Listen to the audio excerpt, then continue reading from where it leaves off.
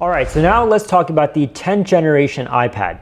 And to be very honest with you, of the entire iPad lineup that you see here, this is the device that I'm the most confused about. It's the first iPad, once you start going from the Pro down, it's the first iPad that does not have a M series chip. Bionic. Yeah, it's got the A14 Bionic chip, and which has 6 core CPU, 4 core GPU, right? But then again, I think with this device, Apple doesn't really care about performance at all. Yeah. I think this is like the super casual iPad for people. Yeah. Like, you know, their MacBook is like their main machine, and if they're traveling or they're just going to a coffee shop, they want to do some slight social media or browsing the web, just checking up on emails, I think this is great. Once again, you can do everything that you can on a Pro, even on this device, right? True. But of course, performance will be the big factor, right? For sure. And also, this has the same liquid retina display as the iPad Air. It's got the same 12 megapixel wide camera that you find on the iPad Air and the iPad Pro. Okay. So it's got the same camera, but then again, come on, guys, let us know. Let us know, please. And like you said earlier, this was the first device to have a landscape ultra-wide front-facing camera. Yeah, and this actually is the most colorful device. Yeah, either super saturated too, like with the Airs, they're kind of muted colors. Yeah. Look at this. This looks like a mustard. Yeah, it's like a highlight, like a super highlighter, like yellow.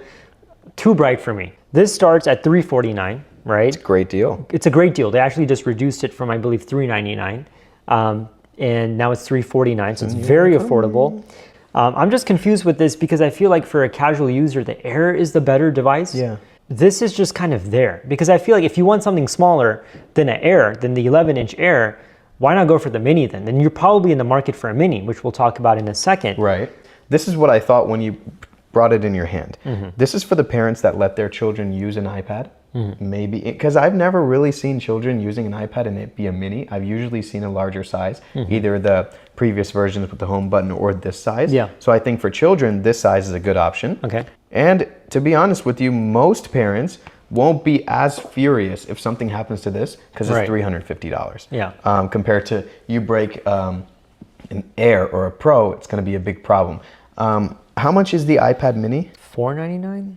Okay, yes, $499. Yeah. Versus $350. There is a big difference. Yeah. Now that's kind of weird to me. Why would the Mini cost more than this one? But again, that's why we're here, guys. We're trying to clarify this lineup because the lineup can get confusing. Right. But again, for children, this is good. Let me ask you this: does this have Touch ID? This does have Touch ID, yes. Good. Yeah, I think it's great for content creation. You can get a keyboard with this for the people who. I think it's only the Smart Folio keyboard, if I'm correct. It's the different one. Yes, it is. Yeah. Yeah. So you have that option. No. They actually have an all-new keyboard for this. I remember that. And it's actually better than the Smart Folio because it's like you have this nice magnetic back, and you can, which turns into a stand, and it's like so it's like a two-part case, and then you have the keyboard that you can attach. So if you never want to use the keyboard, you don't even have to attach it. You can still have the back stand like this? thing. Yeah. With the see, that's what Logitech did. Yeah. I think Apple adopted that design, and I'm glad they did. This is what consumers want. Yeah. We want to see it on these two, please. But yeah, who else do you think this iPad is for? I guess once again, I think it comes down to just the casual user. Another user I can think of is like, let's say you're a student, right?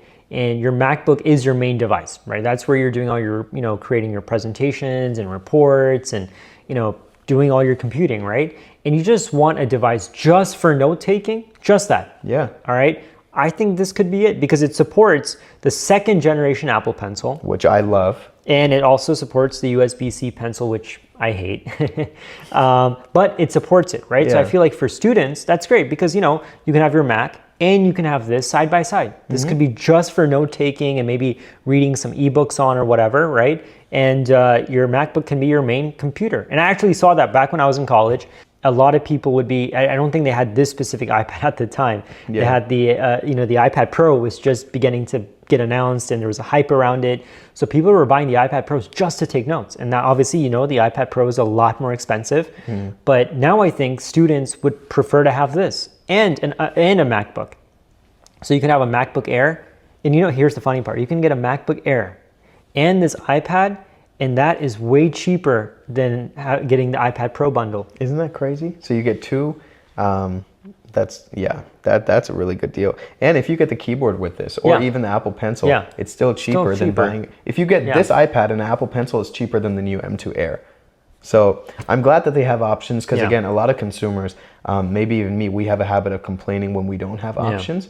So I'm glad that they do. I don't think they're going to add another option. Like, this is not going to get a 13-inch variation. Let's hope not. Yeah. I think once again, I think the screen size, they say 10.9 inches. Yeah. I think this is a perfect screen size for most people when it comes to exactly what I just said. Just reading some books. And doing some light note taking.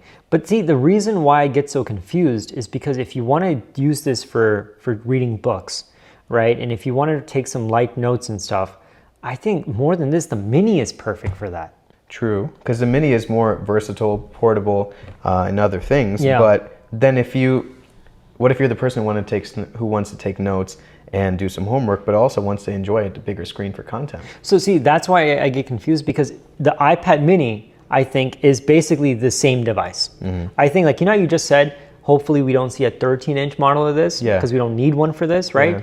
But I think this is the larger model, and the Mini is the same, but just a smaller version of this. Except it's not, because if you look at the specs and the price of that, it's more than this. Right. And you would think that, the bigger the device, the more expensive it gets, right? We've seen that with the Pro, we've seen that with the Air. But then when you compare this to the Mini, I get confused, because the Mini is just a smaller version of this, you would think, yet it's more powerful.